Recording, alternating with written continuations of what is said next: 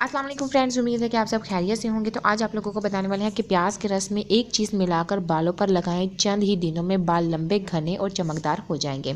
बाल झड़ने और गंजपन से आजकल सिर्फ खवातीन ही नहीं बल्कि मर्द हजरात भी बहुत परेशान हैं। मुख्तलिफ टोटके सब ही करते हैं। आज हम आपको बता रहे हैं कि कैसे आप गंजपन और बाल झड़ने जैसे मसाइल में प्याज के तेल को बनाकर लगाएं कि आप जल्द ही बालों को चमकदार और खूबसूरत बना सकें।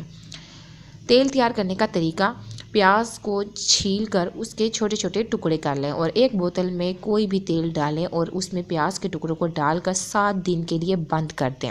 बोतल के तेल को इस्तेमाल करने से पहले अच्छी तरह हिला लें और सर में जड़ों में अच्छी तरह से मालिश करें। 2 घंटे के बाद किसी अच्छे शैम्पू से सर धो लें। नंबर 2, हफ्ते में एक बार इस तेल में दही डालकर मिक्स करें और बालों की जड़ों में लगा कर छोड़ दें और बाद में शैम्पू से सर धो लें। नंबर 3, इस तेल को कानों के पीछे वाले बालों की जड़ों में भी लगाएं और फिर बाल धो लें। ये तेल इन तरीक़ों से इस्तेमाल करने से आपके बालों को ना सिर्फ बढ़ाएगा बल्कि गंजपन की शिकायत को भी दूर करने में मददगार साबित होगा। बालों को लंबा और घना भी करेगा।